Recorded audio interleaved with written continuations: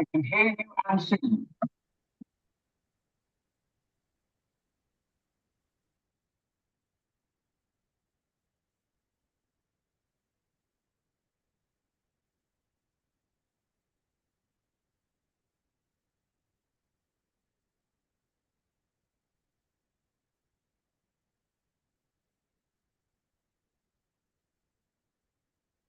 Oh, Councillor Blackwell. Thank you. I'm not unhappy with the content, but I'm afraid I dislike the abbreviations. And I'm looking at page 2 here. Sorry, page 6 on the minutes, and we've got FHSF, CPCA, and with respect to a member of the public who'd like to read these, I think it needs to be made very clear. Thank you. That's fine, we can change that for the next time.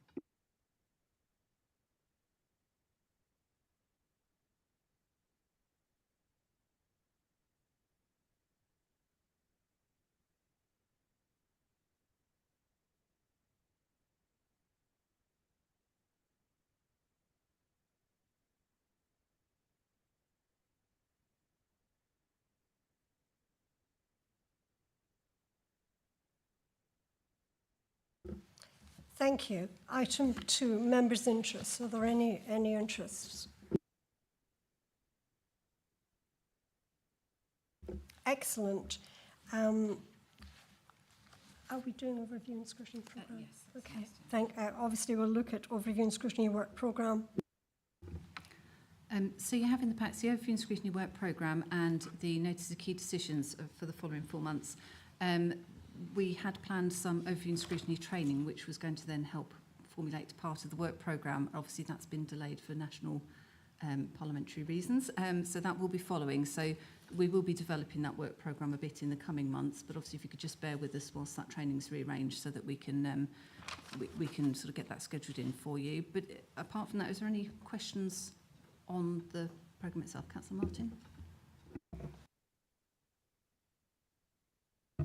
Not a question per se, just to say, will the details of executive councillors be updated because there's one missing and the portfolios hasn't changed since the change at full council? Yes, I think there'd just been an overlap in when the publication had happened and council, so that will be changed and corrected for the following month.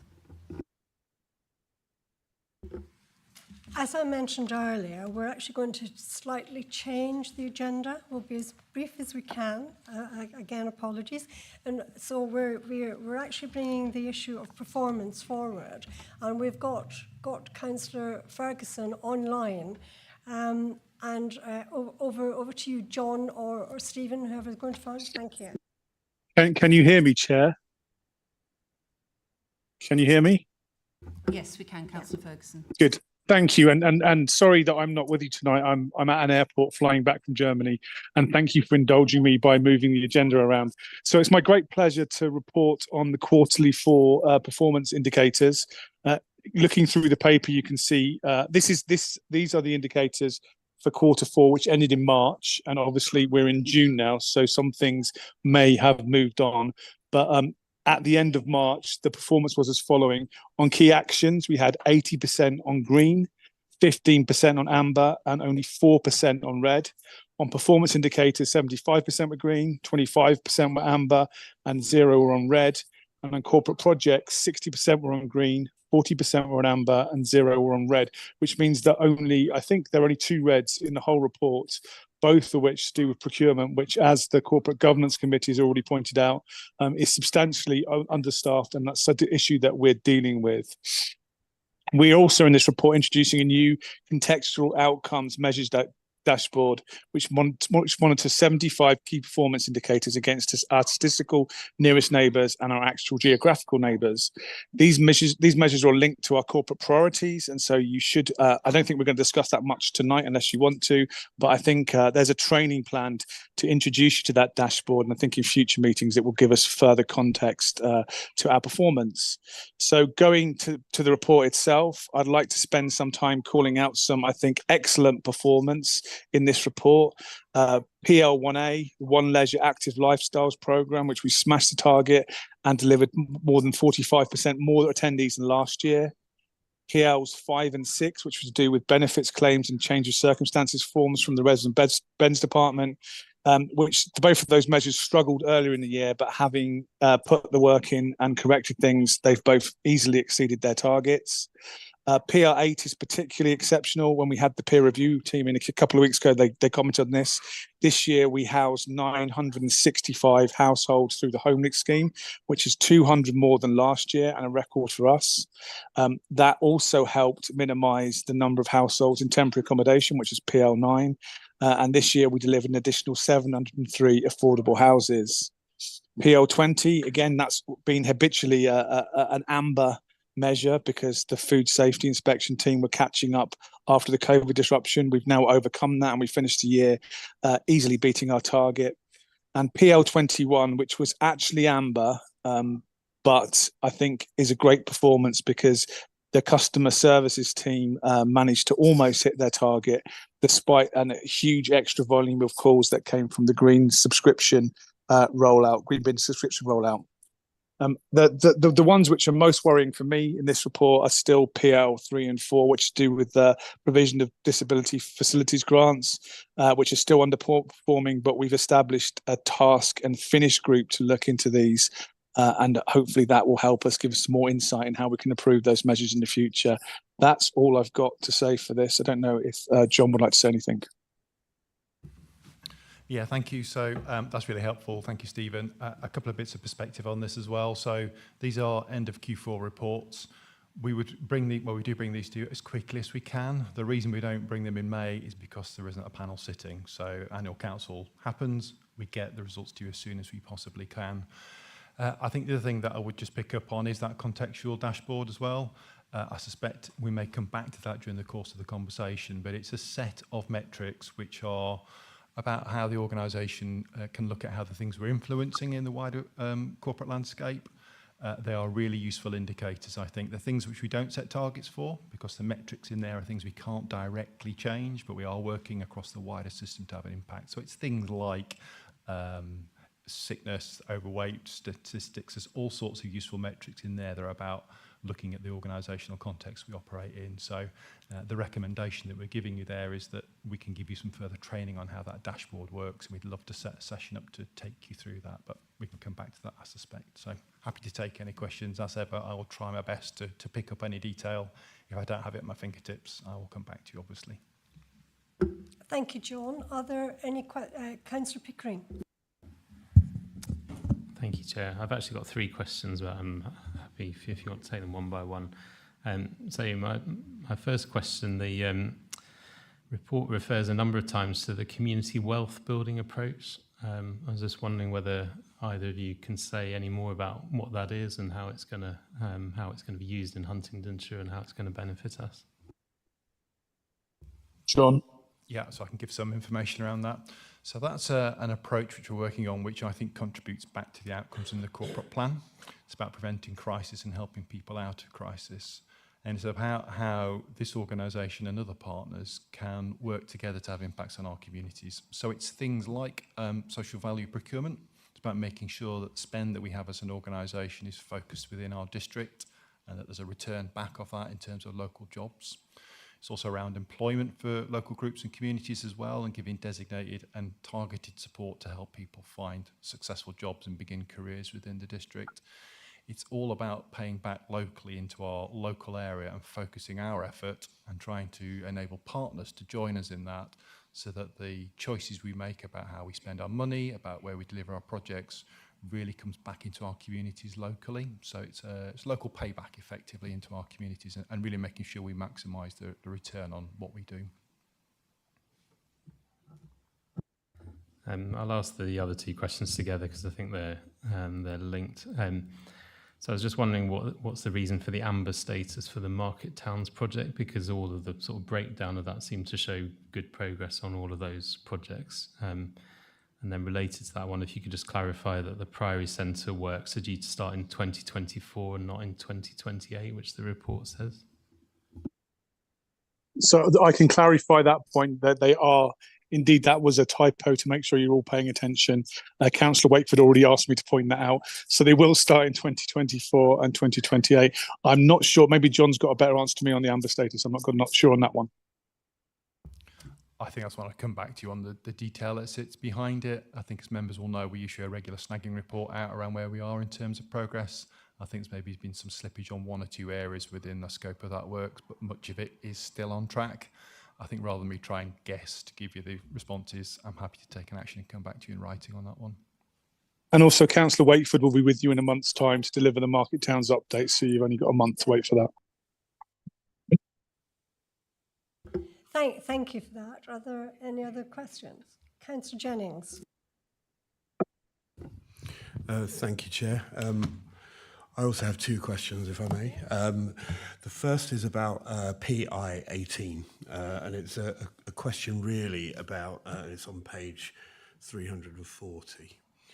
And it's really just a question about how it's measured. It talks about a percentage of sampled areas which are clean, etc., etc. How big a sample is taken? So what sample does this represent? Is it a sample of HDC land only, or is it other assets that are owned by other authorities? And what is the sort of a cumulative coverage of the areas over a given year? So that is an excellent question. I don't have that detail at my fingertips. What we have got is a report which is called a data quality template. And for every one of these metrics, those are written, published and held by the service manager responsible. So rather than me guessing, I will absolutely come back to you around that. I would be pretty confident that the degree to which we survey is pretty widespread across the district, across town and country as well, to make sure we do give that full breadth of our activity. But rather than me guessing and giving you incorrect statistics, I'll come back to you. Thank you very much for that. The other question is on page 355, and it's surrounding civil parking enforcement, which is marked in the report as being green. I wonder if there's a feeling that this is not going as quickly as we'd originally hoped. And certainly the Executive Council at the last but one council meeting said that there were potential delays due to lack of parliamentary time, etc. So do we still feel that green is an appropriate level to be marking in the report? So you're right. Delivery of CPE is a complicated multi-agency problem to solve. It's not just ourselves, it's our relationships with county, and as you identified, it's also around parliamentary time to agree the decisions for us to then take on the responsibility and act locally. There were some delays in terms of how that work would be carried out. There were some connections to that activity as well, back to how we do the survey on the signs and lines, for example, which needs to be done to make sure that when the policy is implemented, we're clear about where responsibility lies and about where those street markings actually are. I think it's still on track. I think there'll be a further update will come through when we do the Q1 update on this piece of work. But as it stands at the end of the Q4, end of last year, which is where we're looking today, I still feel it's an appropriate place for us to put the project. Are there any other questions? Councillor Blackwell. Thank you. One question really. I was just puzzled that we've marked the percentage of the calls to the call centres, this page 281, answered as red, but our average wait time remains at green. So did this mean that we perhaps had clients or customers that hung up and complained? I think it's amber and not red. I haven't got the report in front of me, but I think those are two independent things. I think it depends on the complexity of the calls that we're answering, and so some calls will take longer. I think it's been a difficult time with the green bin subscription. Of course, this report only goes up to the end of March, but that was almost a prime time for those calls. So I think that might have knocked down performance a bit. But I think that from my point of view as a portfolio holder, both of those statistics are well within acceptable bounds. I think that I've said in the past, I think that our call center performance is better than almost any organization that we deal with, any that you could deal with, for example, airlines or the HMRC. And so I think that these are blips. They've had to have extra people on board to help with the green bins subscription targets, and I think they performed exceptionally well. So I'm happy to allow them an amber here, and I'm confident it will be green at the next report. And one extra connection really, which is I think you're right to identify a connection between those 2 points of data. So what you see and what we saw over the course of the year was that we saw a dip over the course of the summer in terms of the percentage of calls that were answered. We had some staff sickness, we had absence at that point, so percentage dropped. And at the same time, what we saw was an increase in the average wait time. So the two things are connected. What I would say is we have not seen any noticeable increase in complaints from customers. So we do monitor that data and it's reported back into members through the annual complaints report as well.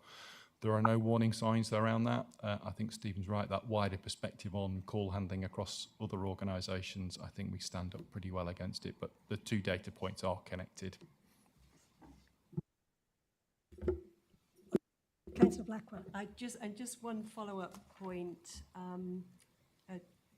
just on points 25 and 26. I mean, it's not comfortable to see staff sickness days and turnover as amber, but obviously we recognise the problem.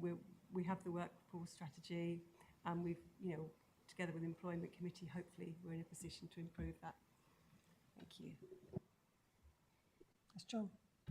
I think that's right. So the workforce strategy, just again as a reminder for members, has got 3 components. We call them pillars.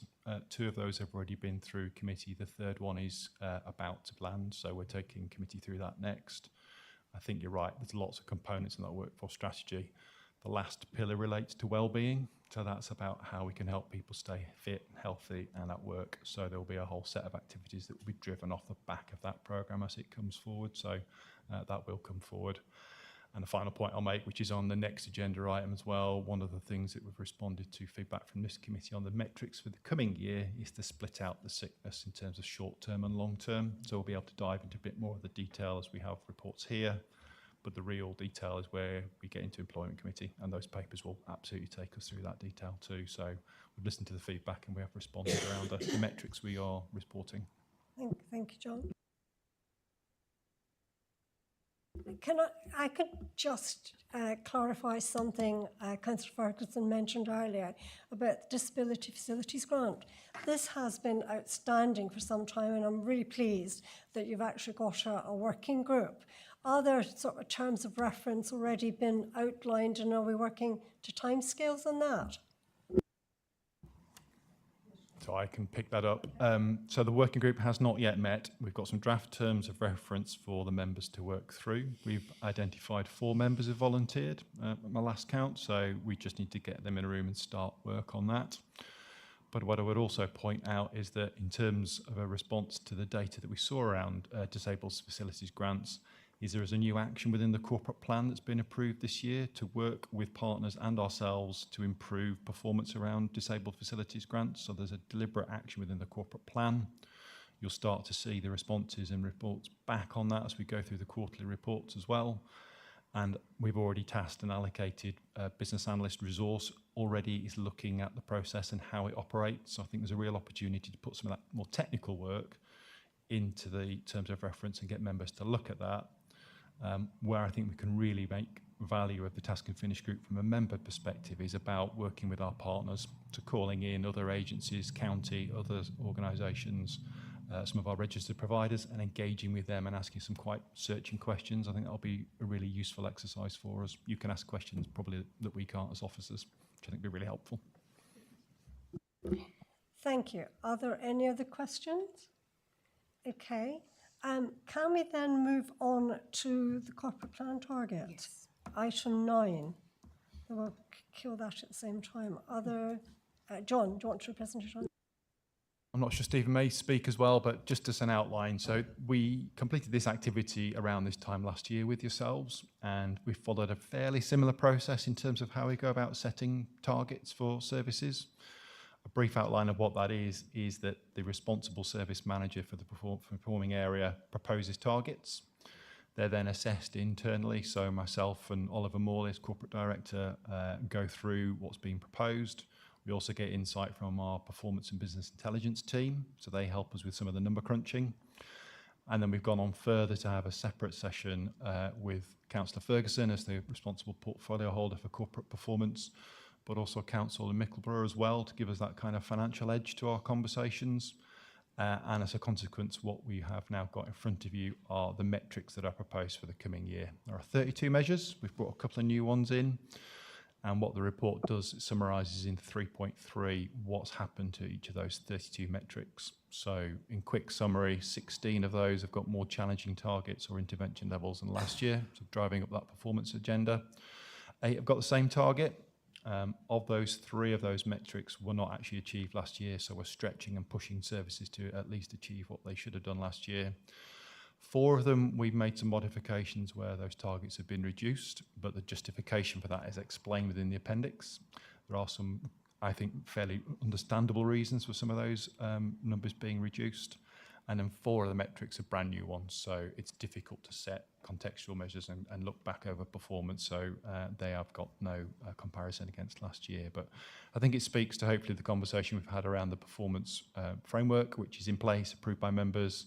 This is about making sure we keep our eye on the key dials on our organisation, and that we also, where appropriate, push harder for performance across the organisation. So that's the background context. The appendix does give you absolute insight into what's happened with each of these metrics, and whenever we're able to, we have shown benchmark data. So for example, around planning, there's good quality data there that we can show how we compare against neighbours, which I think is useful. And I think in particular has been something this panel has asked for, to see that comparison against others. So that's my introduction. I don't know if Councillor Ferguson wishes to add anything. Just to say that none of these are set in stone, and we're happy to take guidance from ONS if you think any of the targets are inappropriate. I think, as John said, we try to drive performance wherever necessary or wherever it's suitable. But of course, there's also the concept of good enough, and there's some metrics which we could continually improve, but at what cost? So, yeah, I welcome the guidance of this panel in helping us approve these targets. Thank you.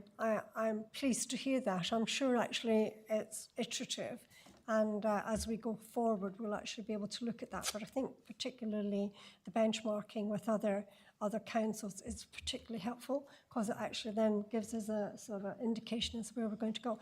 Anyway, are there any questions on this report, any of the measures? Oh, Councillor Martin. Thank you very much, Chair. I've got a number of questions, but I'll do one and then we can go around the room. So the first 2 I'll take together because they are linked, and it's number 11 and number 12. So number 11, net change of number of houses with a council tax banding. It says reducing because the number of new housing being built is reducing. Is this not something we should be concerned about? The number of houses being built is reducing. Obviously, we're seeing that through development management and everything. So why should we not be having both 11 and 12 at the target of the number that we want to see within the district, and then see what is delivered against that number, not setting a target based on what's being delivered anyway? Because all we're going to do is set ourselves up for a green indicator there, but it doesn't tell us anything about what's happening in the wider district. And on the affordable housing, not too long ago, we had a paper saying that we need more affordable housing in Huntingdonshire, but because there's a reduction in number of affordable housing being built, we're saying let's reduce that target. Where actually I'd much rather us set the target at what we want to see. So in Huntingdonshire, if we need 700 new affordable houses every single year, that target should be 700. And if it's less, it's not necessarily on the political side. It's not on Councillor Sanderson or the planning department. It's the wider area.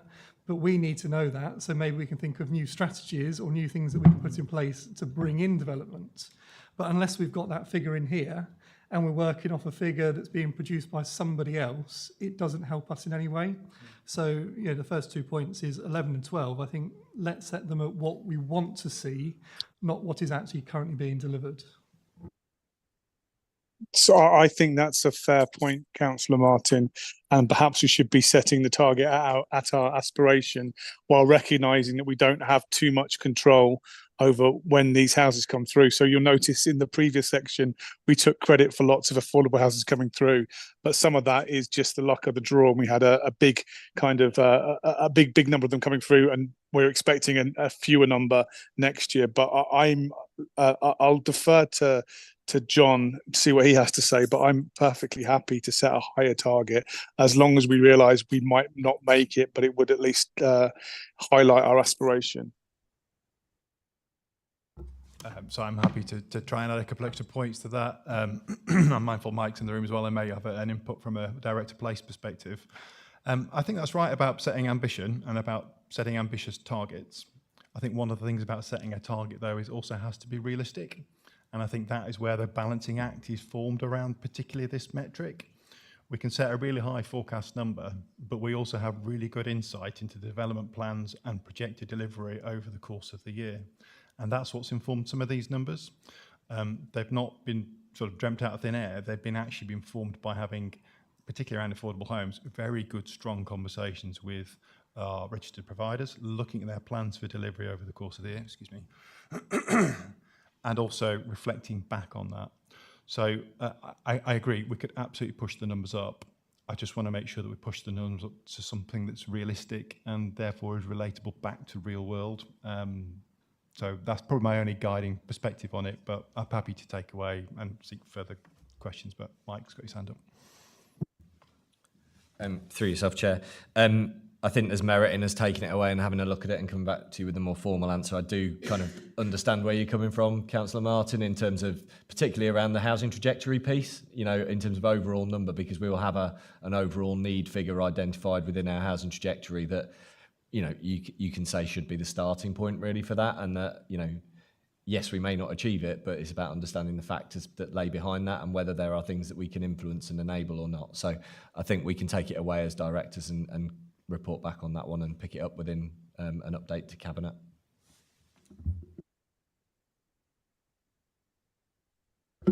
Did you have another question, Councillor Martin?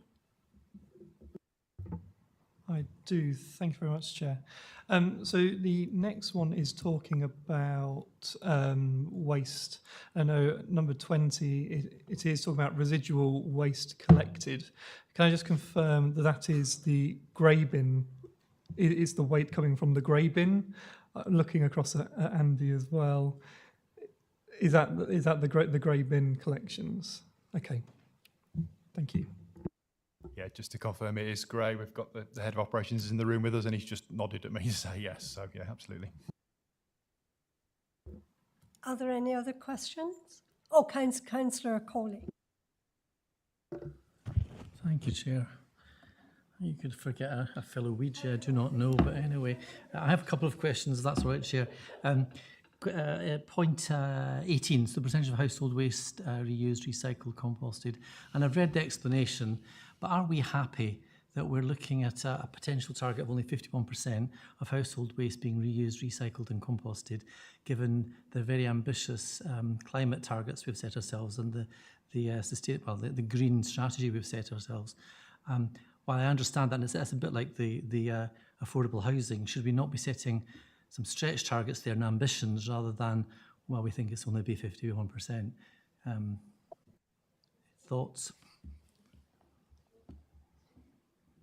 Chair, I think our ambition is really stated in the next measure, which is the collected household waste per person, which is I think you know the percentage of household waste reused and recycled composted is already relatively high. If you check through the contextual dashboard, you'll see we do much better than some of our neighbouring authorities and better than our statistical neighbours.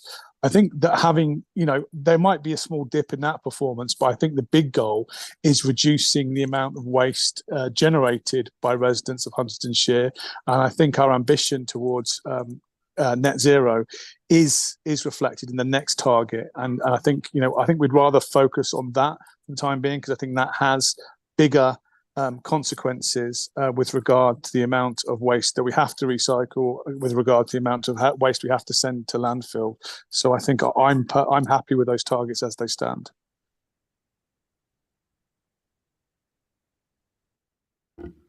Thank you. Well, I fully understand that, and thank you for calling out number 19, because again, it's very easy to reduce the tonnage taken from residents when you stop collecting their garden waste, and that I think has been proven there. I'm still not convinced that just by reducing the waste that we collect, which could be going anywhere. I have a question specifically, and that I may not have you may not be able to answer this one tonight, but I'd like to understand, as someone who didn't subscribe, because I live sort of 5 minutes from the Alconbury tip, I'm there every weekend dumping my grass cuttings and my garden waste. I've noticed since the launch of our subscription service that they're now filling 2 green garden waste containers, and the vast majority of people that I'm spotting there on a Sunday or a Saturday are emptying their garden waste. Have we seen a knock-on effect from county in terms of the charges they're going to make to us in that respect? And it may be too early to tell, but I'm convinced that, yeah, we're reducing what we're collecting, but it's going somewhere else and someone else is having to deal with that. And do we know what's happening? So a quick response on that. I think it's too early to say. I think would be the immediate response, but I'd also say that there will be a planned update on the garden waste subscription service coming through to members later this year. So there'll be a commitment to bring that, well, there is a commitment to bring that back. Those kinds of questions absolutely will be picked up as a consequence of that engagement. So all those questions will be part of that pack. That will absolutely have the opportunity to be explored as we've moved into the year. Still relatively early days for us, I think. So I have another question. On 22, weeds, and I know that this is a favourite amongst many of my residents as I visit parish council meetings. It says the service has worked hard with the county council to align work on weeds, obviously based on county council's decision not to kill and clear weeds last year. Can we have a bit more detail on how what that work looks like with the county council and what shape that's taking? The short answer is I can't give you that sat here today. It's not what I wish somebody asked me a question about council tax or benefits. I'd be able to nail that. But my links into ops, I can go away and find out the response to that for you, councillor.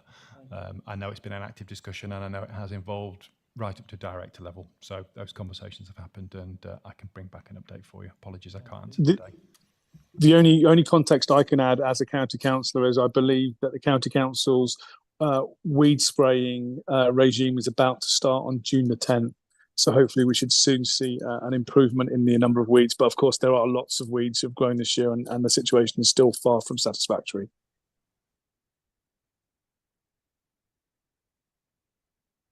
Councillor Jennings. Thank you, Chair. My question is about numbers 13 to 15, which are the planning process targets. And whilst the commentary is really helpful, but these targets, we beat all of these targets last year by some way, and the proposed targets are only slightly up on last year's targets and below what we achieved this year. The commentary for these has said that when you compare to our near neighbours, we were 10th out of 16 and 8th out of 16, which gives me the impression that our actual achievement is broadly average for what's happening. So why are we now planning on reducing back down to a lower target for next year? Again, Mike may join in on this one, I think, as responsible director. So a couple of factors have been drawn into this. So I think in terms of previous year's performance, there was a lot of focus on delivering backlog applications and getting that work down. I think that has influenced some of the performance in the last year. In terms of this year, we are driving up the targets there. I think you're right. It's about benchmarking and deciding where is your kind of appropriate level of performance. I think as it presents in here in terms of our comparison against near neighbours in Cambridgeshire, very good, second or best across the partnership, across the district and across the county council. I think you're right about that SIPFA comparison. Whilst they are SIPFA near neighbours, I suppose the note of caution I'd put is there are still local variabilities in that data. Comparing ourselves against some of those sit for near neighbours, whether it's somewhere in else in the country, I'm not so sure it's that useful, frankly, I suppose, with my perspective. But Mike may want to add an extra perspective on that. Thank you, Chair. Again, through yourself. I would also just draw it back to the legislative position on this in terms of the improving planning performance indicators that are set nationally.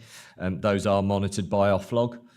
So those are the minimum standards we've got to achieve, and that is considered the benchmark of kind of where average should be, and where performance should be.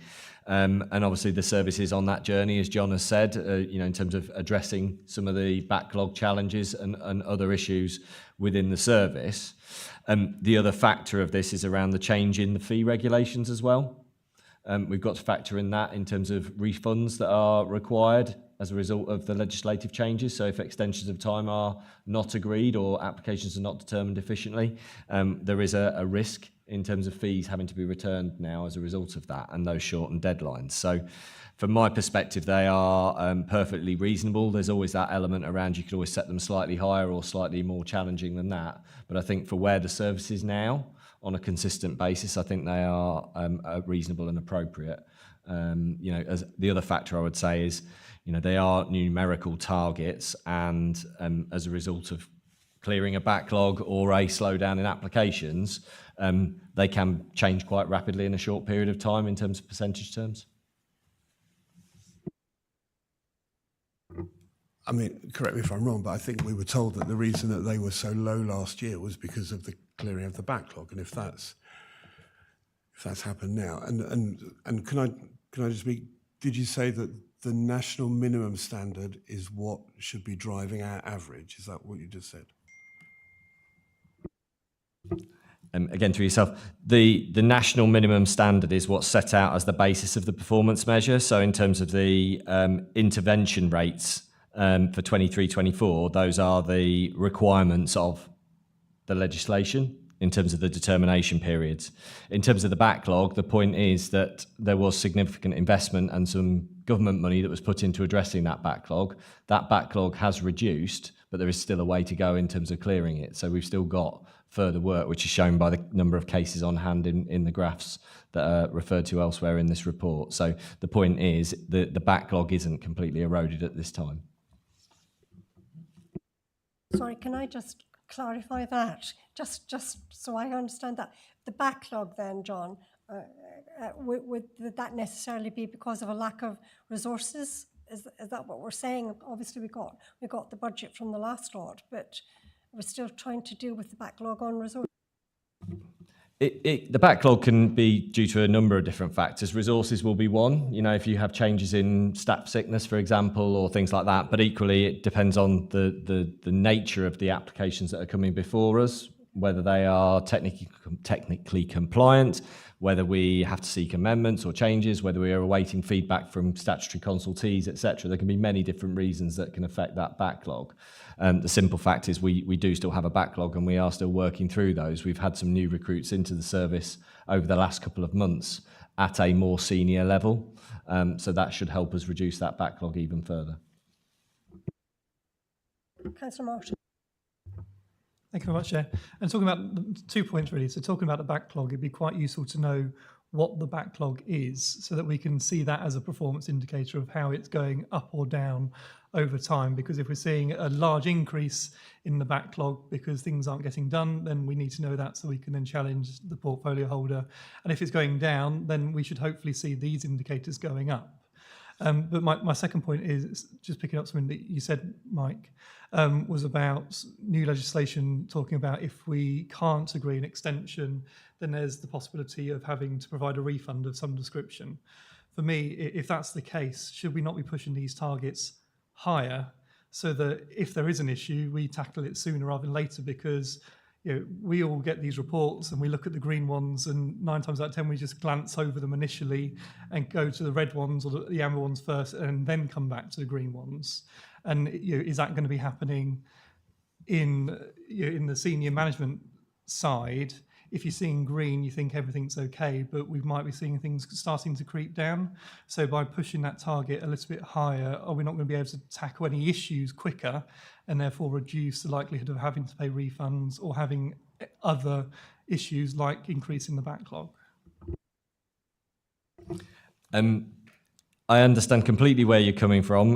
What I would refer to is where we've got the interventions that are listed in this report, you know, and actually as part of the understanding that John and the team do, that's looking at the data in that whole basis rather than just looking at the target, the higher target that is above the national requirement. We've then got an intervention figure that's there as well. So we're looking at how things are relative to that. I will replay from my experience at a previous authority I was at. Members got to the place that you were suggesting, Councillor Martin, in terms of setting a much higher target and saying, actually, we need to stretch the authority.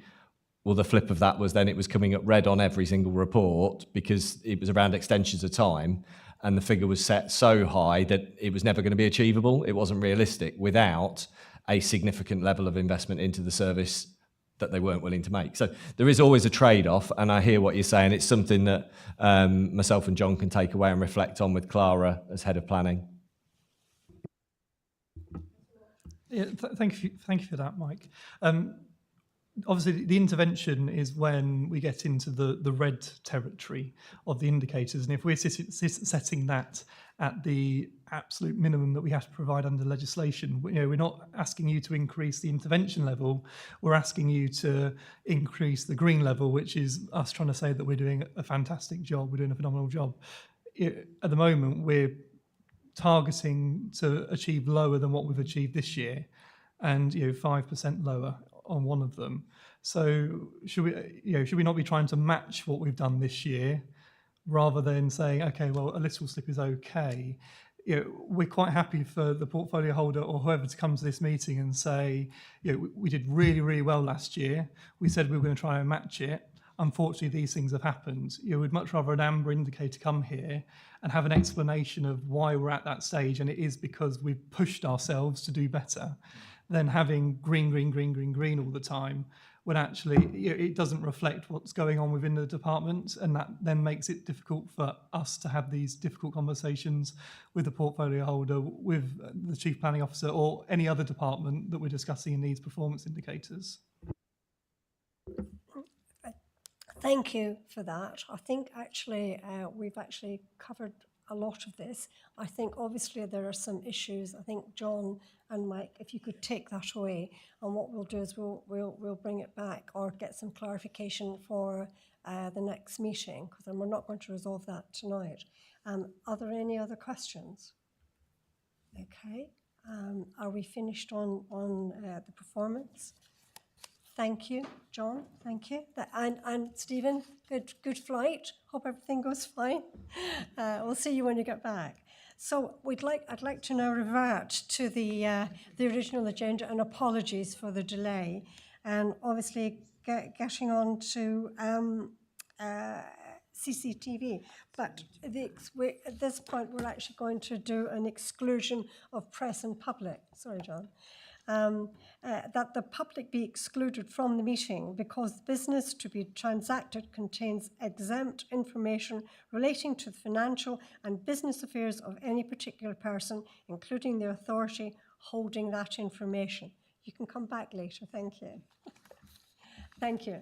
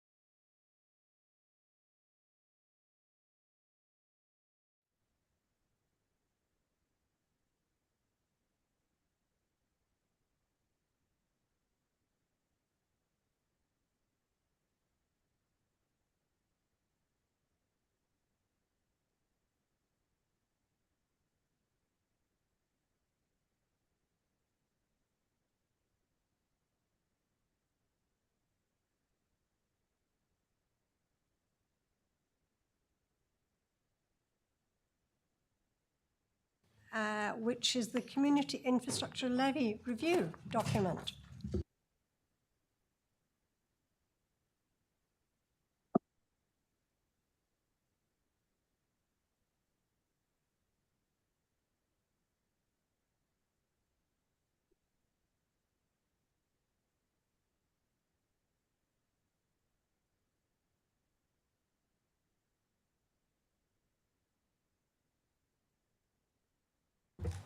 Right. Good evening, Chair. Thank you. Good to see everyone again. So you'll be delighted to know we actually have a presentation for you this evening. We have Johnny from Inner Circle who's going to take you through the finer details of SIL. But basically, we've arrived at this point. It's been some time since we last did a review of the governance structure, and you recall with the call-in that occurred recently is obviously the current system is worn out, I think it's fair to say. We probably need to update it. Well, in fact, we do need to update it. That's what we're doing this evening. So this is just stage one of this work. And that's considering a range of options and recommendations for a new governance approach. We want that to align with current national local planning legislation and obviously fit in with the Council's corporate plan, Huntingdonshire Futures, Places Strategy, the work we're doing on the local plan as well. So what I'll do now is I'll hand over to Johnny, who'll take you through the presentation, and then please come back to us for questions, and we'll run through some other things as well. Thank you. Good evening, everybody. Thank you for having me. My name's Johnny Moore. I'm a consultant with Inner Circle Consulting, and I've been appointed, or was appointed, to undertake a review of the Council's SIL governance process. Just a little bit of background. I've been working in this area around developed contributions for a number of years, and we are currently advising the Local Government Association as part of a programme to provide support to councils on how they can improve their approach towards SIL governance. So I've been asked tonight to give an overview of Appendix 1 to the Cabinet report, and so I'll go through the recommendations in our report and make sure that there's enough time to allow for some questions afterwards. So just to give you an overview of the process that we have been through to get to this point, we started off by doing some baseline research and case study research to identify examples of best practice as to how councils approach this area across the country in order to inform Huntingdon's new approach. We developed a series of recommendations through engagement with officers, senior officers and the implementation team, and consulted on those with Cabinet members. Following that, we produced a report which we submitted back to senior officers on our approach and the proposed recommendations, which were then consulted on with Cabinet members again. And now, following this meeting, we are seeking approval at Cabinet on the 18th of June. To give an overview of what we are trying to agree and pin down now in this Cabinet decision, and what we will undertake next and later on. What we are seeking to agree now is a series of key principles which will guide the Council's new approach towards SIL allocation, which collectively form what we've called a statement of intent. Part of which will be to agree the preferred option as to how the Council can move towards a more evidence-led or programme-led approach towards SIL allocation, and also the preferred option as to how it can achieve greater alignment with both local and district priorities. Following Cabinet, the next set of activities, which will be primarily officer-led, will be to amend the current project and proposal and assessment forms to reflect the key principles in the statement of intent, and this would to allow officers to undertake a funding round in the current financial year based on those new principles, whilst also identifying and securing the additional officer resource needed to implement further changes to the SIL governance process, as well as inform the Council's partners as to what the new approach will be. The detailed arrangements would follow in the next financial year, which would include the refinement of the existing governance approach, and particularly as to how that will relate to the Council's partners. It would produce what is known as, what we've called in the report, an interim priority programme or business plan, which would be an updated evidence base, which would inform how the council intends to allocate its SIL ahead of producing an infrastructure delivery plan, which is a key part of the evidence for a local plan, as well as design the new detailed governance arrangements as to how it can align both local and district priorities and any other further updates to the detailed governance if required. And in terms of our report, which is Appendix 1 to the Cabinet report, there are two key recommendations. So the first is to agree the key principles for a new approach, which collectively are called a statement of intent. And the second is to agree the preferred option as to, one, how the council can move towards a more programme-led, evidence-based approach, and two, how the council can achieve greater alignment between local and district-wide priorities. So the first recommendation, those key principles are outlined here and in more detail in section 5.1 of the report. I don't intend to read through all of these now, but these key principles primarily are intended to ensure that SIL is linked to new growth and directly linked to mitigating the impact of growth, which is a key element of the kind of national and strategic, the national policy context, but as well as how SIL can contribute towards objectives in the corporate plan, how SIL can be used to ensure that it goes further by leveraging other funding, and also about how SIL could be used in an informed, intelligent way alongside other forms of developer contributions in order to unlock site-specific benefits through the planning process.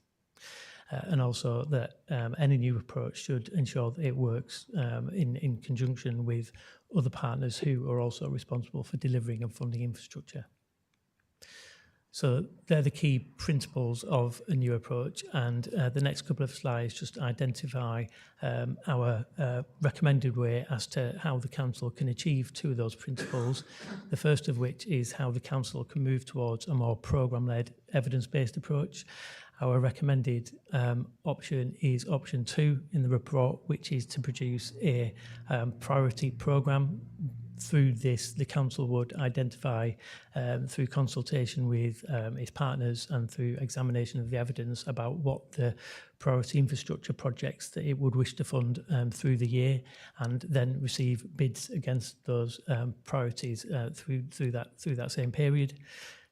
And our justification and reasoning for this approach is because we believe that this is the best way of achieving a balance between being proactive and evidence-led and strategic in how it allocates SIL, whilst also retaining some of the flexibility of a bidding process within the current approach.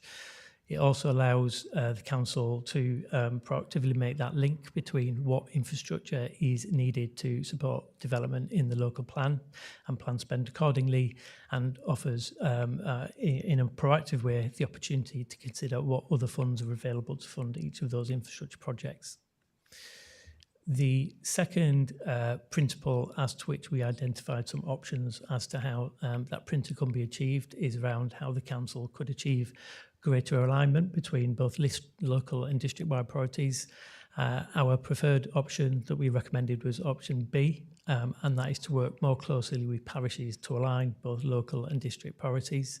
And this would be through encouraging councils and parish councils to think more strategically about how they use their meaningful proportion for SIL, perhaps in combination with strategic SIL, in order to meet both those district-wide local infrastructure priorities as well as their local needs. And the reasoning for this is because that proactive working offers the potential to ensure that different types of SIL alongside other funding available for infrastructure will go further, and also we think this will add value to neighbourhood planning processes by ensuring that that they are evidence-led and focused on what the infrastructure priorities are for each area. And In terms of the next steps from the report, as outlined earlier on, the first stage will be to amend the existing project proposal form to ensure that that aligns with the key principles of a new approach, and then recommend that officers undertake the process to identify what resources will be required in order to implement and deliver the proposals outlined in the report, which can be funded through the 5% SIL admin pot. And then to undertake some stakeholder engagement with partners to ensure that all partners are aware of the Council's new approach towards SIL allocation.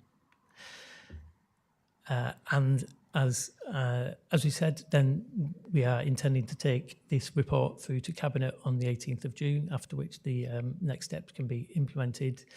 And the report also includes a delivery plan and a work programme which we have set out to guide officers as to what the detailed next steps of the programme are, particularly around areas such as stakeholder engagement, its approach to updating evidence, and how it can align district and local priorities and the steps it can take in order to do so.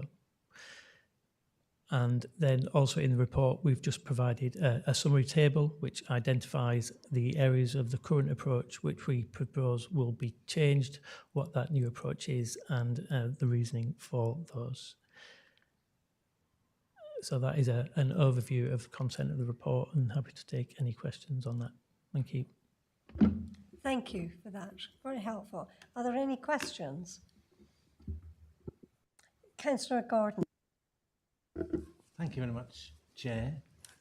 As you probably can guess where I'm going to come from, but with regard to the rural areas, which you all know I represent, how is a rural area, a parish, how are they going to feed in to, you know, to get what they think they need to get done in their area to improve it, whatever? You know, whether that be flood protection, creating a new community shop or something like that, you know, which is not a big item over, you know, as far as the council is concerned, certainly a community shop, you know, but how do they will they be able to get into this process when they don't actually, some of those villages would not have any new development in them at all, and would a scheme such as a community shop, would that be something that we would be looking at going forward to try and keep people in their own villages rather than necessarily having to get in the car to go and do shopping or whatever? So in effect, that would be working towards this council's green agenda and what have you. But how do we get that how can parish councils work that in going forward?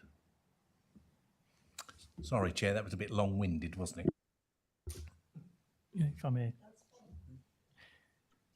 So I think there's a number of elements to answer that question. I think one is to say that SIL, whether it is the strategic SIL or the meaningful proportion of SIL, is only one source of funding for projects such as that. There are others that are available. You know, the lottery, for example, you know, lottery funding, there are various forms of funding available for infrastructure. I think the second point as to how SIL will be used, then one of the things that we're trying to do through this approach is ensure that or allow for the meaningful proportion of SIL which is allocated to parish and town councils can go further. So, for example, if in an area a community shop or something like that was identified as a priority, then meaningful proportion of SIL could be combined with the strategic SIL in order to deliver on some of those priorities. So I think that's the kind of bottom-up approach towards that. I think there's also more of a kind of strategic approach down where through this process there is intended to be a step in the process by which local support for projects is recognised and considered in the assessment as well. So I think that's the other way, you know, another way as to how that, you know, those kind of local smaller priorities can be reflected in this.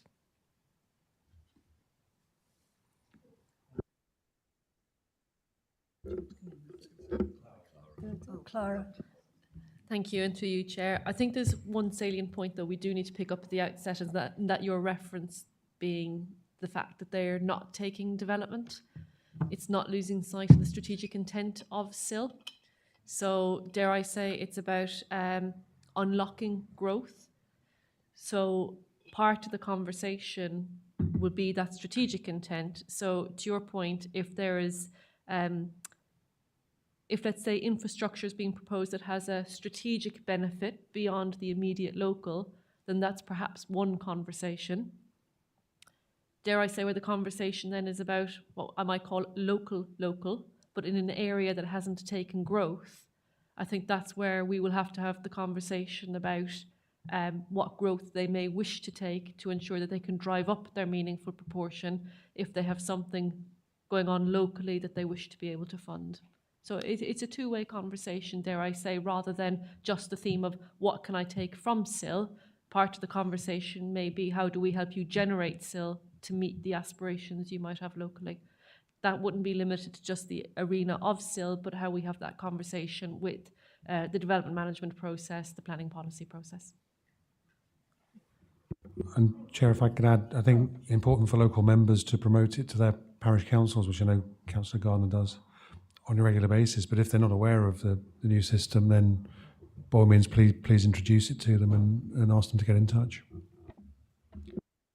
I know there's going to be a sort of a local communication and awareness programme. I noticed that on the timeline. Councillor Pickering. Thank you, Chair. So there's quite a large emphasis in the report and in the presentation around working more closely with parishes. So my question is just around what that actually means in practice and how will that be put into practice? And do we have evidence that parishes would welcome this approach, or might they see it as an attempt to control or take over control of an important funding source that they have? And finally, a sort of slightly provocative question maybe, but is it maybe arrogant of HTC to assume that we're best placed to determine what those local priorities should be over the parish councils?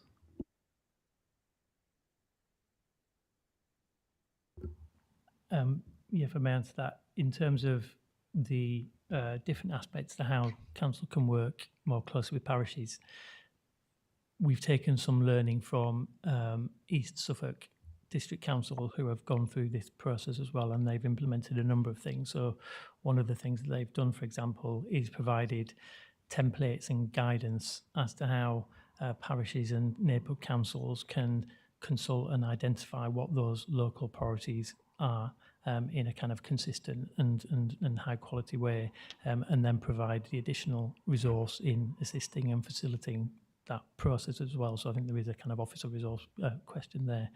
And then also it is using some of the existing support that parish councils get, such as parish clerks, for example, to engage with the implementation team or with the SIL team to reflect back what those priorities are, whether that is the local ones or the district ones as well. In terms of your point as to whether or not parishes would see it as them being kind of told what to do, I think that is reflected as a risk in the report as well. We kind of identified that as a potential risk which needs to be managed. But in terms of would the council determine what those local priorities are, I would say no, because those still parish councils will still go through their own process, neighbourhood planning or otherwise, to identify what those local priorities are. It's just that the intention is to do that in a more informed, constructive way through guidance forms, templates, all of those kind of, that different collateral to allow them to identify what those priorities are. Through yourself, Chair, just to further the point, on the comment about taking away the funding from the town and parishes, that's set in stone in the legislation, so that is already fixed. So it's that bit is unchanged. So we're not taking that element away. What we're saying is that the remaining pot is still there to be able to be bid into, but it's looking at that on a more strategic basis to actually maximise the opportunities that might come with that, as opposed to each individual kind of area bidding in for that for a small element that just benefits them on top of that. They've got their meaningful proportion. We're not proposing to touch that at all. Councillor Corney. Thank you, Chair. And I don't mean this in the way that what would go all the way and be successful in the way of applications, but using the 12 applications that just came through the last round, have we done like a case study to see how many of those 12 would, using the new eyes, so to speak, would at least go past go? Like I say, I'm not saying about that would be completely successful, because it's a completely different kettle of fish, isn't it? But just do like a case study. Has that been done at all? It hasn't been done. I'd have to kind of consult with officers as to whether that will be something that could potentially be undertaken. But no, we haven't done that against the most recent round of cell applications. No.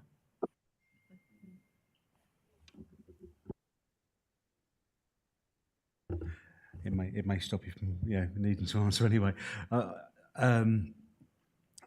I say, I just think it may be helpful, because I know at the same time I also appreciate that that's how the applicants perceive SIL at the moment. This is going to change how it's looked at as well anyway, isn't it? And we've got to get that out to to applicants anyway. But I just think as it stands at the moment, that's just how people do perceive it. And it'd be just interesting to know if those just using those 12 applicants, it could be the previous round, but just to sort of see how they would fare up. It'd be quite interesting to know how it'd work. Through yourself, Chair. It's a good point. We can pick that up as a quick exercise if necessary. However, if I just draw your attention to page 252 of the report, you'll see there's a flow chart in there.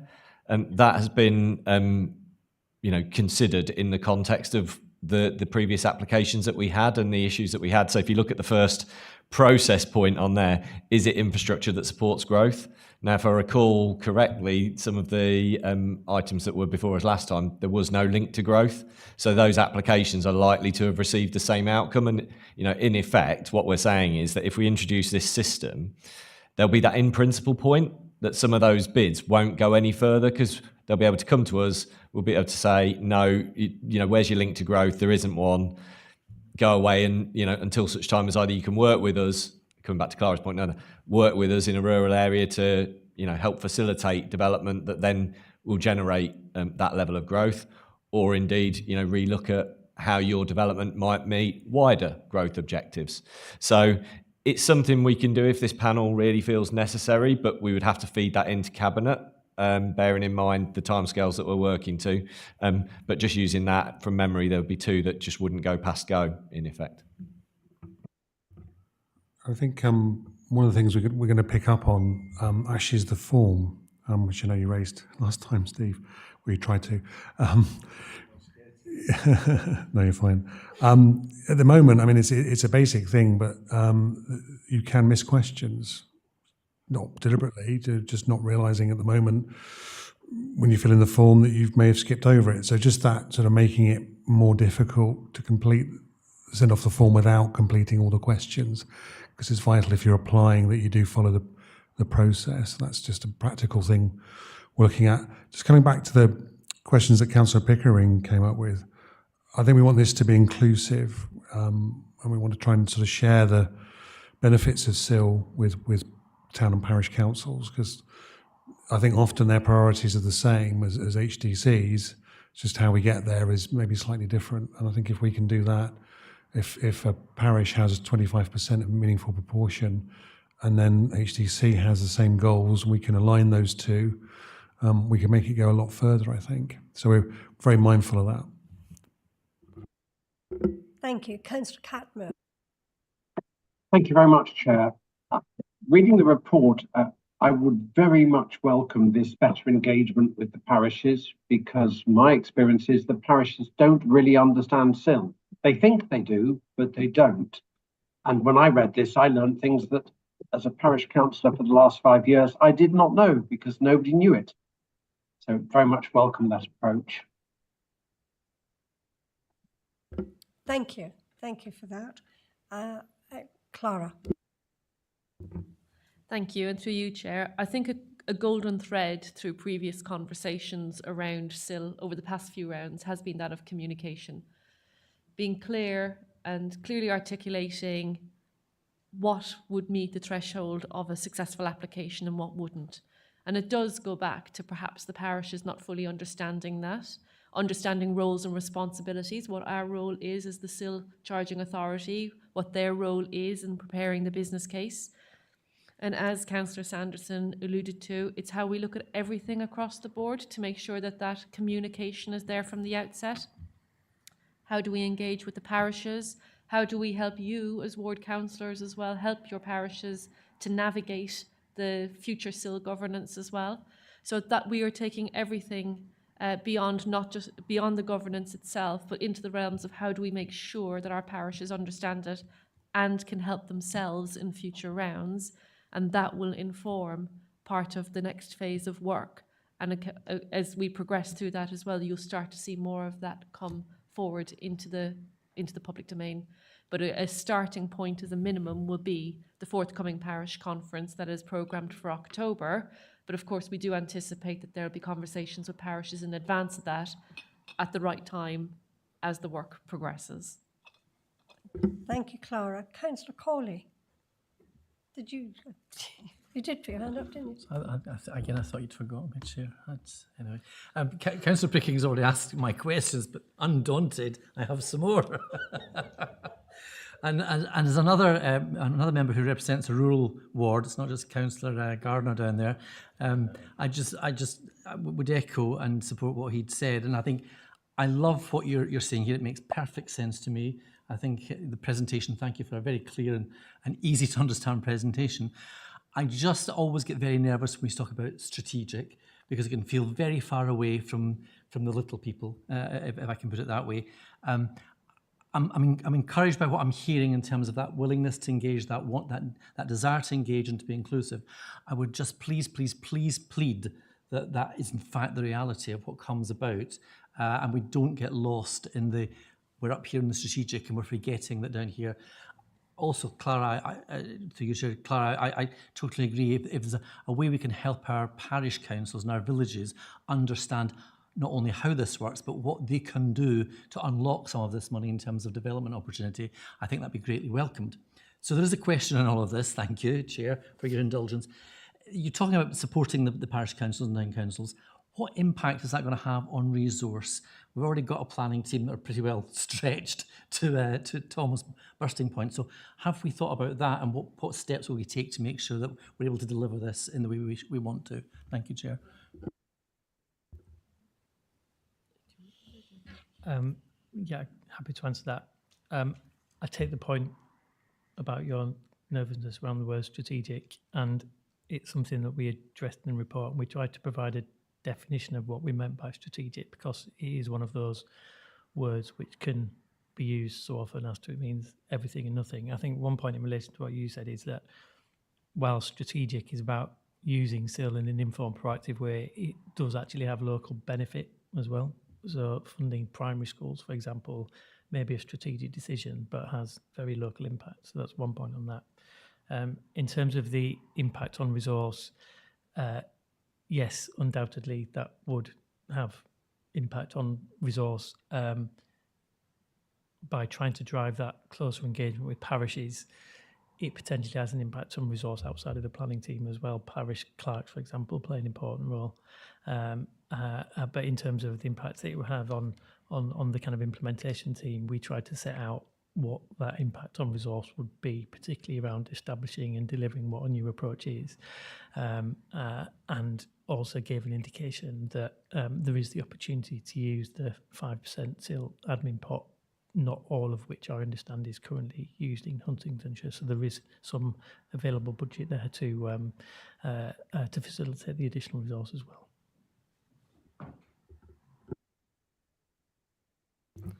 Through yourself, Chair, again, just to summarise on that point, the resource point is something that myself and Clara have been acutely aware, but it's also about looking at not necessarily how we do things now, but how in this new world we might juggle things round to do things in a slightly different way.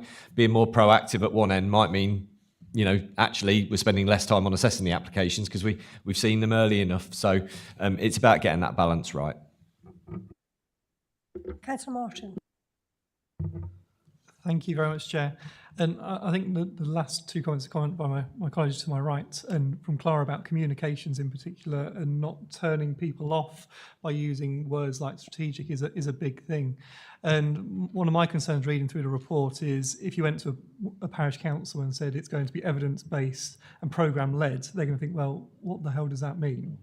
What does that mean in practice? Because for me, I look at that, I think, we sat around this table reading this report, we understand what that means. What do my parish councillors think? What do my residents think? What about the small community groups that might be applying for these funds? And the one example that I'll use, I just brought it up. In recent days, we've all been talking about MRP polls. Yeah, everyone seems quite comfortable to talk about MRP polls, but if we started calling them multi-level regression and post-stratification polls, we're all going to start feeling I'm a bit out of my depth here.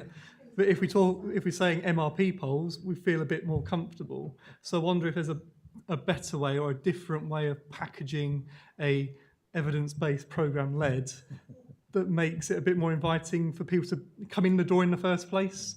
Yeah, once they're in the door, that's the point that we can talk them through the process. But we want to get them in the door in the first place, because otherwise we're shutting down half, 3/4, 90% of the community, and that's what we shouldn't be doing. So that's just my first point, Chair. My second point is on the change in the, I have raised this with Councillor Sanderson already, is the change in the threshold for an officer-based decision and a political-based decision. I see in the report it's suggested to go from 50,000 to 100,000. My personal point of view is that I'd like to see more applications coming to us for us to discuss rather than less. How many of the applications that we've received over the last 2 years have been above 100,000? Not many. Many of those haven't been approved in the first place. At the end of the day, we're all here elected to make political decisions. And again, at the end of the day, it comes down to a political decision. We don't have, as a cabinet, you don't have to agree with what the officers recommend. You guys could sit there and say, actually on merit, this is a good application, but we want to put these restrictions on the side, or some kind of other decision based on what the officers have given you. So by receiving less, I'm just concerned that there's going to be 1 or 2 applications that will fall through the cracks that are good applications that we should give them a chance, maybe with restrictions, but by just handing it directly to officers, there's no comeback. It doesn't come to this panel. We can't discuss it further. We can't give the local insight like we have in previous meetings. So my personal recommendation would be that we keep that cap but where it is rather than increasing it to 100,000. Thank you, Chair.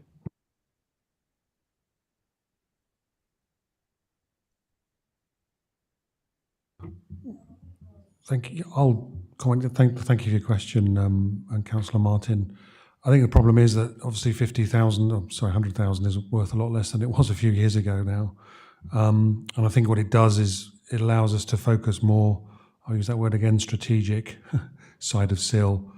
But I do see your concerns about the sort of democratic process there. So maybe that's something we just need to take back about how we can get that local knowledge on some of those smaller applications. But I think we've got to be mindful of officer time as well when we're looking at, frankly, some of the applications we've received are not really, how can I put it, they're not really what we'd be looking for SIL. And I think that's part of the communication question. But I do take your point about making sure that we've got that connection. Sorry, Shay, I'll just follow up on that. Obviously, within the plan, it talks about a review in a year's time. So can we try a round with the limit as it currently is, and then we rediscuss it in a year's time? It's also, this is going to be new for all of us. I want to make sure that we've had the oversight on the new system before we say we're happy for the officers to make that decision. Let's just have one round where it sticks the same, and then let's rediscuss it at that point, just so we can work out the kinks and the tweaks and the little things here and there that need to change. And we follow up on the review that's programmed for a year's time, and then make that change to 100,000 if we think at that point that it's necessary and we're happy with the system. Could certainly feed that back to Cabinet colleagues when we get to that point. Yeah, through yourself, Chair. I completely understand it stepping into the political decision in terms of ways to approach it. The logic behind increasing that threshold was, again, that redistribution of workload and where is that balance of time best spent. £100,000, as Councillor Sanderson has articulated, is a relatively low amount in current climate.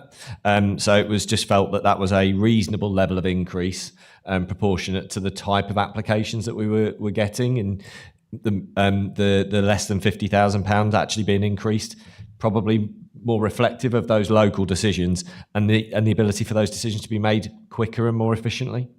So again, it's a balance. I don't think there's a right or a wrong. Ultimately, it's something that Cabinet colleagues can take back. I think they're useful observations. Councillor Pickering. Thank you, Chair. Just also on that point, I wondered if we are going to stick with the 100,000 threshold, whether there are any additional safeguards that we would need to put in place to mitigate that. So that's just a reflection.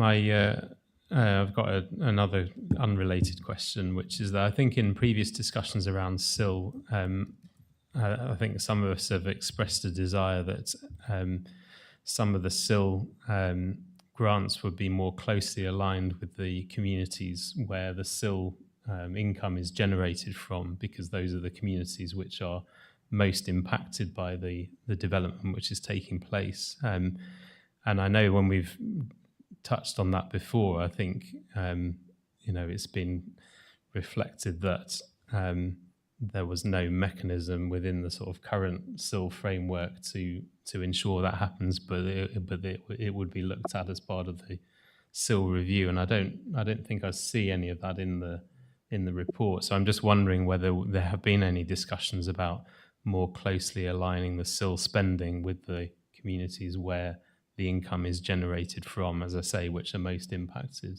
by that development.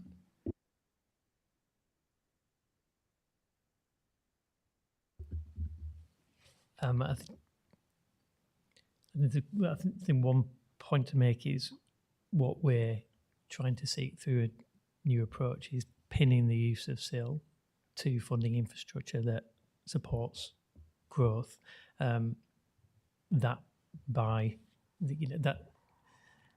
doesn't explicitly mean that SIL is spent in the areas which accommodate that growth. But I still think there is some benefits to local areas that accommodate that growth, that they will have SIL spent in those areas on infrastructure will be provided there. It's not something that we explicitly seek to achieve through this. What we were trying to do is pin the use of SIL back to its intent and back to the regulations, which is the use of SIL to support infrastructure, to support and deliver the local plan. The meaningful proportion of SIL also still exists, and again, the expenditure of that will happen in areas which accommodate growth, because that's tied back into the regulations. But yeah, I think it's important to remember the strategic intent of SIL, which is to fund infrastructure to support growth, which may mean that it's spent in areas which do accommodate a lot of growth as well.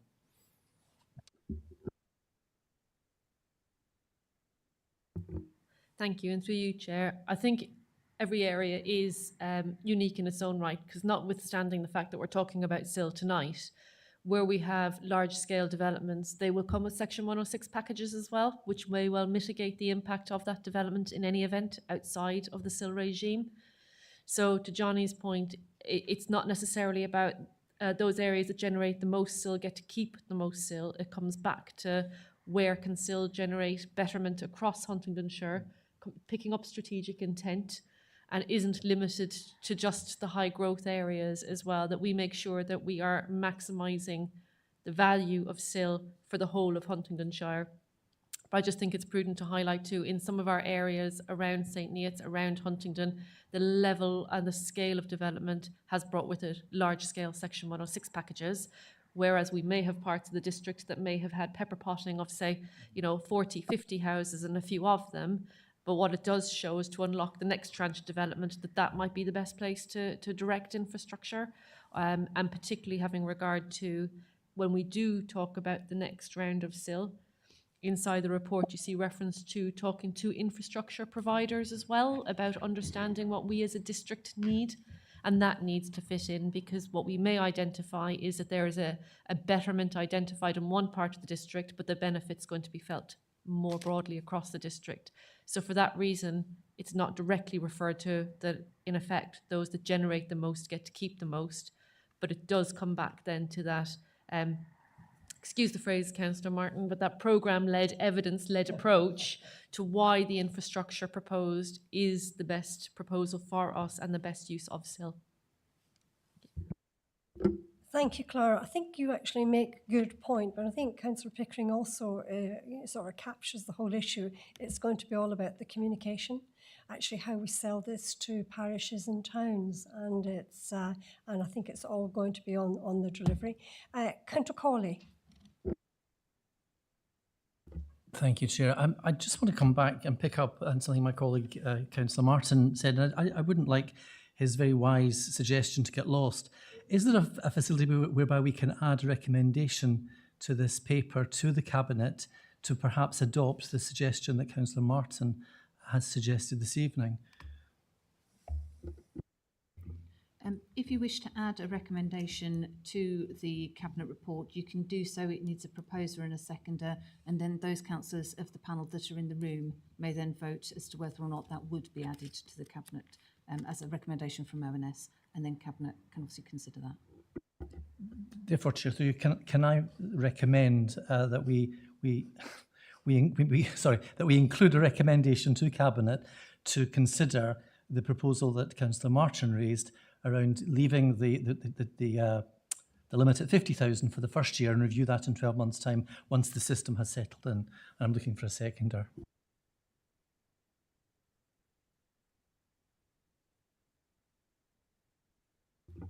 So if obviously with Councillor Cawley proposing that, and we'll say that Councillor Gardner has seconded that, would those of you who are in favour of that like to raise your hands, and then we will obviously take it against any abstains as well. So that's 5 for that. And who's against? Oh, sorry, 6, sorry. 4.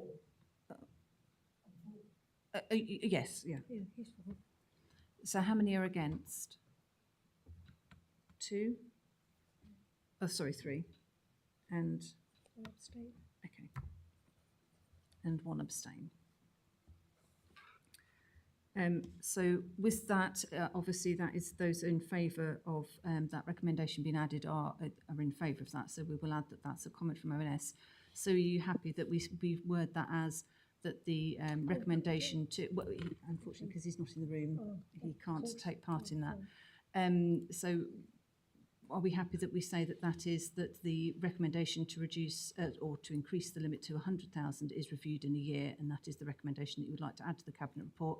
And obviously they can then make the decision whether they would like to go forward with that recommendation or not. And if I can just say, Chair, obviously Councillor Sanderson was in the room. He's heard the arguments. One would hope that he can help his Cabinet colleagues understand where this proposal's come from.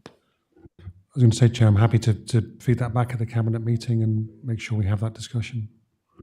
I will make sure that that's within the Cabinet report that goes forward from within the ONS section for you. Are there any other questions? Oh, Councillor Jennings. No, no!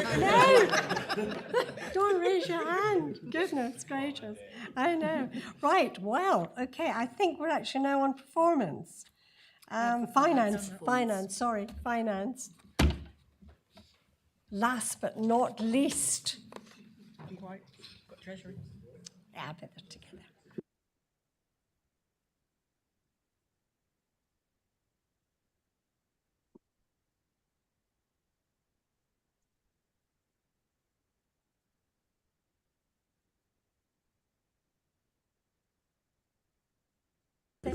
Karen, I have to say, this is your last meeting. I want to thank you for all your work that you've done, obviously on behalf of the rest of it. Thank you. Anyway, carry on. I'd like to introduce our two subject matter experts who I'm delighted are going to take us through this report this evening. I am confident that there will be fewer operational issues delivering this report than Thameslink had giving me a train this evening. But it seems you had so much fun with CCTV that my timing didn't matter. So it's all come out in the wash okay. Karen, can I hand over to you? And also echo the Chair's comment, just thanking you for your service. It's been exemplary. You've been absolutely fantastic at this role.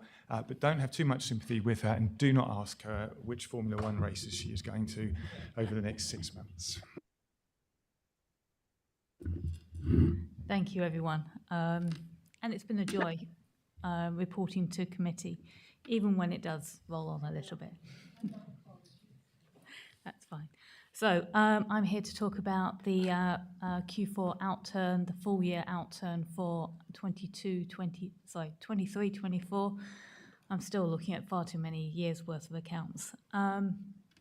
So we've distributed the papers in advance, so I'm not going to go through those line by line detail. I'm just going to pick up a few highlights from them. So these figures that you're looking at this evening underpin the figures which were published last week as part of our draft financial statements. Those draft financial statements of accounts were published by the 31st of May, which meant that we did meet our statutory duties. And it's significantly better than we managed to achieve last year when we had a few external audit challenges, not with our figures, just with the process of auditing the accounts. So the figures that you're looking at tonight, we have a revenue budget provisional outturn of 22.3 million, which is an underspend of 1.7 million against budget. That's very slightly higher than the underspend that we were expecting in the Q3 budget. And again, that's down to the receipt of financial interest. Last year's outturn, just to reference it, was 20.9 million. So our expenditure has increased year on year by 1.4 million. As I mentioned, the outturn continues with the previous trend of higher than expected financial interest income. This is a short-term unexpected boost to our income. We didn't expect interest rates to remain quite at the level they did and for so long. And it has been used in year to offset. No, we've expensed the cost of implementing the garden waste subscription scheme in year, whereas originally we expected to expense those against the income coming in the current year. I will comment on that when you get onto the more detailed narratives. The narratives in there are provided by budget managers, and we do replicate those as submitted by the budget managers, so it may include some acronyms and abbreviations, but we rather publish the information directly for openness rather than go through and edit that. I just wanted to comment on our council tax collection rates. Our council tax collection rate was very, very slightly lower than last year, 0.06%. However, that does put us at joint third for collection rates within Cambridgeshire. The only councils which achieved better than us were Cambridge City and South Cambs district councils, which have more generous council tax supplement schemes. However, our NNDR business rates collection rates were the highest in Cambridgeshire. So big thanks to our revenues and benefits collections teams for their performance there. Just commenting briefly on capital, you'll note that we continue to be slow at spending this, with nearly £19 million carried forward to the next budget year. This is due mainly to external factors, external additional legislation impacting upon Hinchinbrook and contractor timelines with the Market Towns programme. Are there any questions? Are there any questions? Councillor Jennings. Thank you, Chair. I've also, as Shadow Portfolio Holder, like to echo your comments and the portfolios holders, and thanks to Karen for the help she's given me in my role as Shadow also. And secondly, as has been customary, I've had the opportunity to sit down with, on this occasion, Sharon, actually, to go through the detail. So you'll be pleased to know I don't have a huge number of points to make.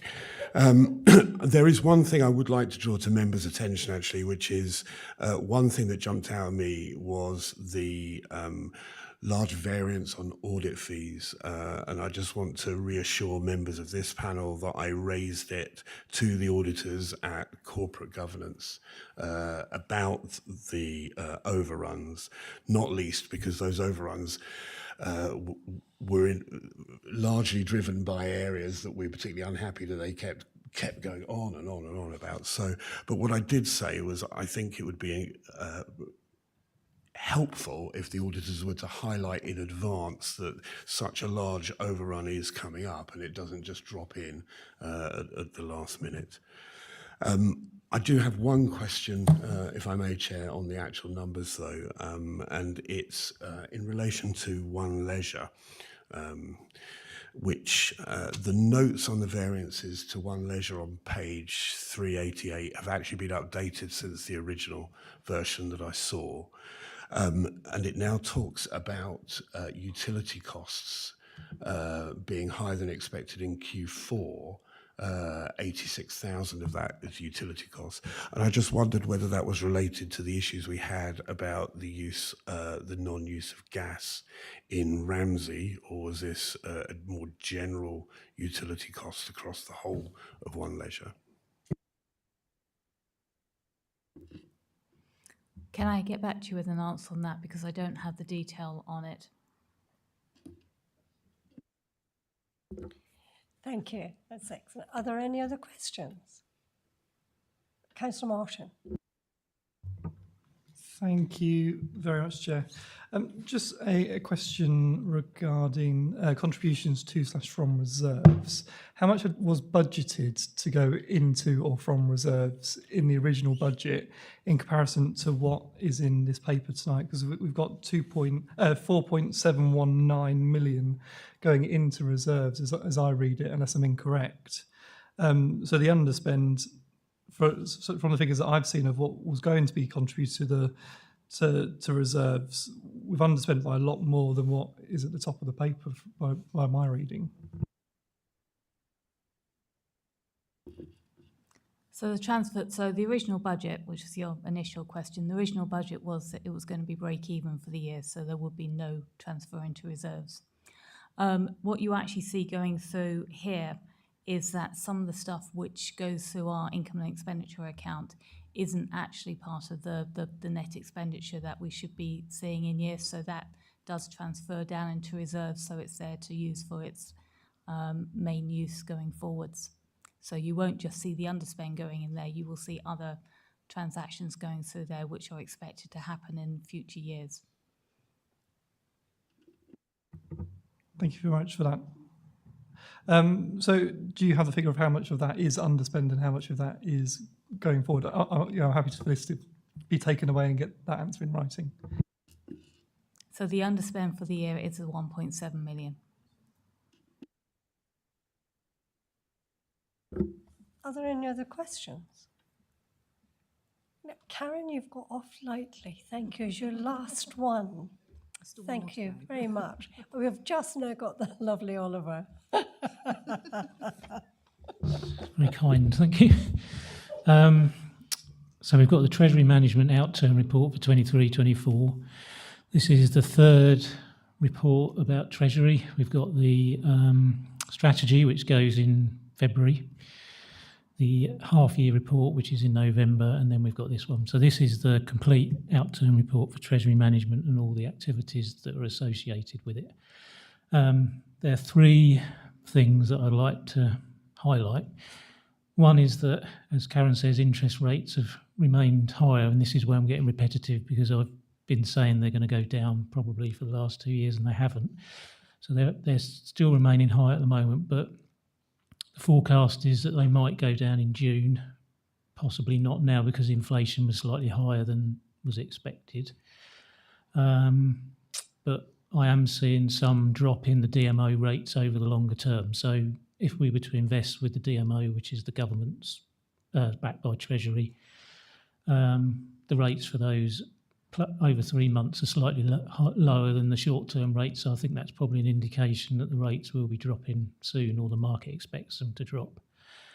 The second thing is about borrowing. We haven't borrowed anything additionally this year.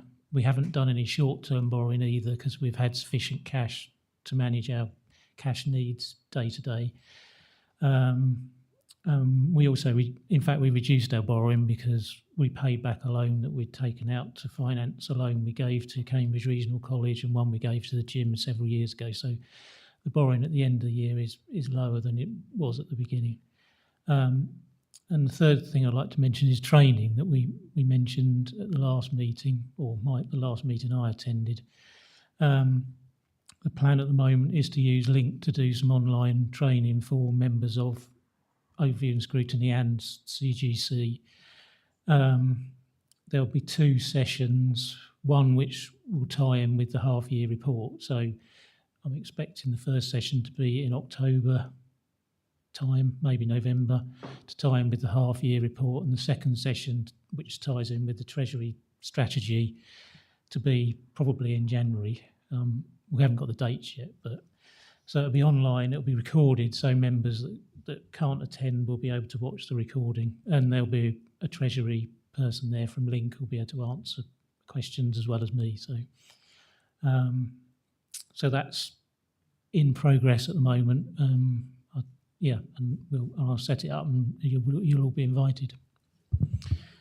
Thank you. Thank you. Thank you very much for that. I know we've been looking for additional training for some time, so thank you for your efforts on that. And I'm sure members would like as long as possible in terms of dates, so you can actually get it in your diaries for those working, etc. Are there any questions? Anne, sorry, Councillor Blackwell. Thank you, Chair. I just wanted to pick up on the loan to value ratios stated in Table 17, page 412. In particular, the Fareham site, which is mentioned at various points during the reports. I assume that we have finance and we have loans against the Fareham site. Okay. We have no loan. We have no loan. It's the loan to value. Obviously, there is no cover. So I'm assuming that fits into that box that our unit is not worth as much as the debt that we still owe. Sorry. Do you want me to continue on? Yes, we have got a loan for Fareham. And you are correct in saying that at the moment the value of that property is not up to the value of the loan, but we're expecting the value of the property to rise because at the moment the market's not good, so I expect the value to rise at some point.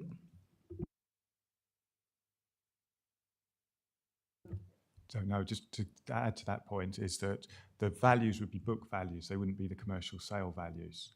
So what's actually being put into the accounts is a multiplier of the rent you achieve rather than it actually being the price that we get if we sold the property.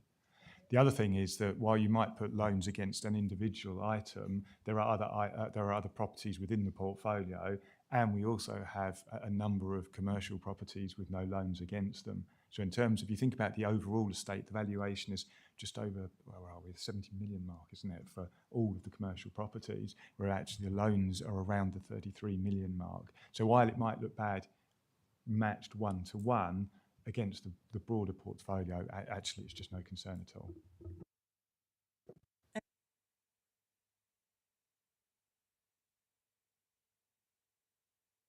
Thank you. Sorry, appreciate your reassurances, but just wanted to sort of share with members that we have a Fareham unit, we're putting cash in to try and improve it, to let it, we have no income, we have no rent, and as you said, it's worth, I know this is a book value, but so on paper, that whoever, previous administration probably made this decision, but that in itself, in essence, doesn't look good. So far be it for me to defend the previous administration. Actually, I don't think that is a fair comment, because the book value is part of the reason that we had so many problems with the auditors. That's just how that they would want to present it. Also, if someone's moving out of a property and you've got a lease and a rental that is reducing, your natural book value will be a percentage of what you are achieving. If you aren't achieving anything because there's no one in there, then the value is therefore going to automatically reduce. So actually, the Fareham unit, you've now got a bit of a commercial problem if I talk about aspects of what was done, but I can reassure the panel, having gone through and looked at the history, that the Fareham purchase was a good, sound purchase. It was made with a level of foresight, and that the work that's needed to happen was to a certain extent expected. And actually the unit is a good, strong unit in an area that we would expect to have, well, we have got significant interest now in that. We're coming into, let's be honest, a commercial property market that's worse than flat. So you'll see that in this year's figures, you'll see that in the MTFS for this budget year and for next year. It is going to take a little bit of time to rebound, but it's not fair to say there was anything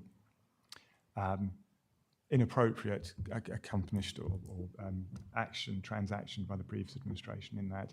It is just the nature of the way the auditors valued that. No, thank you. No, appreciate that. And there was, oh, go on, sorry. So I'm probably continuing the same point made as Brett, but we have to remember that the CIS investments are long-term investments, and we can never make decisions just based upon a snapshot in time. We have to look at what the longer-term return or likelihood is, and that will always be what underplays how we view and assess those investments.